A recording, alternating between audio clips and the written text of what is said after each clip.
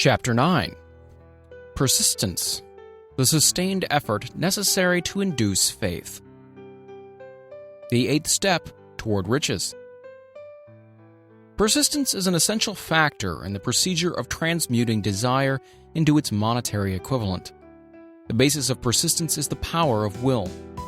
Willpower and desire, when properly combined, make an irresistible pair. Men who accumulate great fortunes are generally known as cold-blooded and sometimes ruthless. Often they are misunderstood. What they have is willpower, which they mix with persistence and place back of their desires to ensure the attainment of their objectives. Henry Ford has been generally misunderstood to be ruthless and cold-blooded. This misconception grew out of Ford's habit of following through in all of his plans with persistence. The majority of people are ready to throw their aims and purposes overboard and give up at the first sign of opposition or misfortune. A few carry on despite all opposition until they attain their goal. These few are the Fords, Carnegies, Rockefellers, and Edisons. There may be no heroic connotation to the word persistence, but the quality is to the character of man what carbon is to steel.